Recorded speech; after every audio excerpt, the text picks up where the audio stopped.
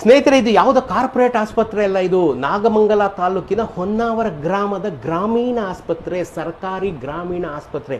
I repeat, government rural hospital. ಬಹಳ ಚಿಕ್ಕ ಹಳ್ಳಿನಲ್ಲಿರುವಂಥ ಆಸ್ಪತ್ರೆ, ಯಾವುದೇ ಕಾರ್ಪೊರೇಟ್ ಆಸ್ಪತ್ರೆಗಿಂತ ಮಜಬೂತಾಗಿದೆ. ಡಾಕ್ಟರ್ ಟಿಪ್ಪು ಸುಲ್ತಾನ್ ಇದಕ್ಕೆಲ್ಲ ಕಾರಣಕರ್ತ. ಸರ್, ನಿಮ್ಗೆ ಯಾಕೆ ಅನ್ನಿಸ್ತು ಇಷ್ಟು ಚೆನ್ನಾಗಿ ಹಾಸ್ಪಿಟ್ಲ್ ಇಟ್ಕೋಬೇಕು ಅಂತ? ಯಾಕೆ ಅನ್ನಿಸ್ತು ಹೇಳಿ ಸರ್. ಈಗ ನಾನು ಹೇಳಬೇಕು ಅಂತಂದ್ರೆ, ಸರ್ಕಾರಿ ಆಸ್ಪತ್ರೆಗಳು ಆತರ ಇರುತ್ತೆ, ಕೆಟ್ಟದಾಗಿರುತ್ತೆ, ಹೊಲ್ಸಾಗಿರುತ್ತೆ, ಆತರ ಎಲ್ಲ ಮೈಂಡ್ ಸೆಟ್ ಅಲ್ಲಿ ಎಲ್ಲರೂ ಜನರ ಮೈಂಡ್ ಸೆಟ್ ಅಲ್ಲೂ ಇದೆ. ಆಮೇಲೆ ಸರ್ಕಾರಿ ವೈದ್ಯರು ಕೂಡ ಸುಮ್ಮನೆ ಬರ್ತಾರೆ ಹೋಗ್ತಾರೆ ಅನ್ನುವಂತ ಕಾನ್ಸೆಪ್ಟ್ ಇರುತ್ತೆ. ಈಗ ನಾವು ಸರ್ಕಾರ ಅನುದಾನ ಕೊಡ್ತಾ ಇದೆ. ಈಗ ಯಾವ ತರ ಅನುದಾನ ಕೊಡ್ತಾ ಇದೆ ಅಂದ್ರೆ, ನೀನು ಪೇಷಂಟ್ ನೋಡು, ನಾನು ದುಡ್ಡು ಹಾಕ್ತೀನಿ.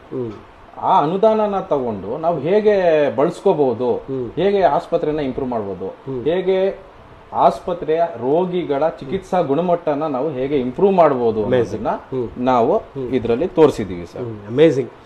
ಒಬ್ಬ ಡಾಕ್ಟರ್ ಮನ್ಸು ಮಾಡಿಬಿಟ್ರೆ ಒಂದು ಆಸ್ಪತ್ರೆ ಎಷ್ಟು ಚೆನ್ನಾಗಿರುತ್ತೆ ಅನ್ನೋದಕ್ಕೆ ಡಾಕ್ಟರ್ ಟಿಪ್ಪು ಸುಲ್ತಾನ್ ನಿದರ್ಶನ.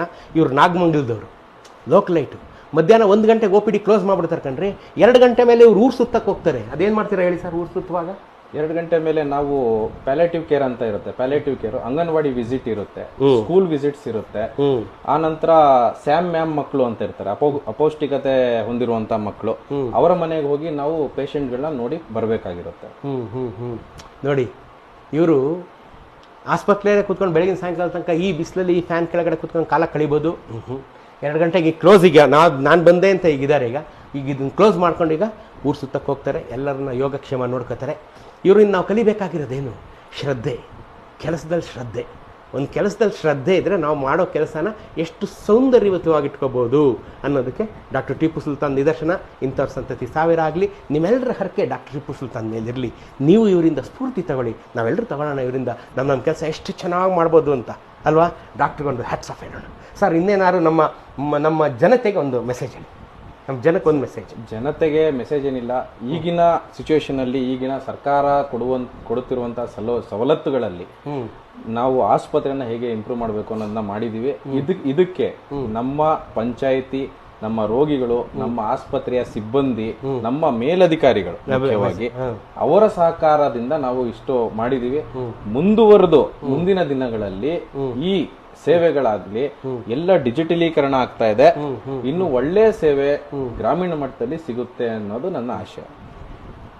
ನೋಡ್ರಿ ಇದೇ ಸ್ಫೂರ್ತಿ ಕಣ್ರಿ. ನಮಗೆ ಫ್ಯೂಚರೇ ಇಲ್ಲ ಅಂತ ಮನಸ್ಸಲ್ಲಿ ನಂಗೆ ಬೇಜಾರಾಗ್ಬಿಡ್ತಾ ಇರುತ್ತೆ. ಯಾಕೆಂದ್ರೆ ನಾವೆಲ್ಲ ಕ್ಲೋಸಿಂಗ್ ಟೈಮ್ ಅಲ್ವಾ? ಆದರೆ ಇಂಥವ್ರನ್ನ ನೋಡಿದಾಗ, ಈ ಯುವಕರನ್ನು ನೋಡಿದಾಗ ಖುಷಿ ಆಗುತ್ತೆ. ಇಲ್ಲ, ಈ ತೇರನ್ನು, ಭಾರತ ಅನ್ನೋ ತೇರನ್ನು ಎಳೆಯೋಕ್ಕಿಂತ ಸ್ಫೂರ್ತಿದಾಯಕವಾದಂಥ ಹುಡುಗರಿದ್ದಾರೆ. ಇಂಥವ್ರ ಸಂತತಿ ಸಾವಿರ ಆಗಲಿ. ಇವ್ರಿಗೆ ನಿಮ್ಮೆಲ್ಲರ ಹಾರೈಕೆ ಇರಲಿ ಕಣ್ರಿ. ಇವ್ರನ್ನ ನೀವು ಸ್ಫೂರ್ತಿಯಾಗಿ ತಗೊಳ್ಳಿ, ರೋಲ್ ಮಾಡಲಾಗಿ ತಗೊಳ್ಳಿ ಅಲ್ವಾ? ಇವರು ಎಲ್ಲರೂ ಸಿಗ್ತಾರೆ ನಿಮಗೆ. ಬೆಂಗಳೂರು ಕಡೆ ಬಂದಾಗ ಸಿಗ್ದಾಗ ಮಾತಾಡ್ಸ್ರಿ, ಬೆಂತಟ್ರಿ ಅಲ್ವಾ? ಸ್ನೇಹಿತರೆ, ಈ ಆಸ್ಪತ್ರೆಯನ್ನು ಕಾರ್ಪೊರೇಟ್ ಆಸ್ಪತ್ರೆಗಿಂತ ಚೆನ್ನಾಗಿ ಇಟ್ಕೊಂಡಿರ್ತಕ್ಕಂಥ ಈ ಸಿಬ್ಬಂದಿಯನ್ನು ನೀವು ನೋಡ್ತಾ ಇದ್ದೀರಾ. ಇವರೆಲ್ಲರಿಗೂ ಒಂದು ಹ್ಯಾಟ್ಸ್ ಆಫ್ ಹೇಳ್ಬೇಕು ನೀವು. ಇವರೆಲ್ಲರಿಂದ ನೀವು ಸ್ಫೂರ್ತಿ ತಗೋಬೇಕು. ಇಷ್ಟು ಚೆನ್ನಾಗಿ ಆಸ್ಪತ್ರೆಯನ್ನು ಇಟ್ಕೊಂಡು ಹಗಲು ರಾತ್ರಿಗಳನ್ನು ಒಂದು ಮಾಡಿ ತಮ್ಮ ಮನೆ ಕೆಲಸ ಅಂತ ದುಡಿತಾ ಇರತಕ್ಕಂಥ ಇಂಥ ಸರ್ಕಾರಿ ಸಿಬ್ಬಂದಿಗೆ ಒಂದು ಹ್ಯಾಟ್ಸ್ ಆಫ್. ಇವ್ರಿಗೆ ನೀವು ಸಹ ನಿಮ್ಮ ಹೃದಯಾಂತರಾಳದ ನಮಸ್ಕಾರಗಳನ್ನು ಇವ್ರಿಗೆ ನೀವು ಸಲ್ಲಿಸಬೇಕು. ಇಂಥವರಿಂದ ನೀವು ಸ್ಫೂರ್ತಿ ತಗೋಬೇಕು.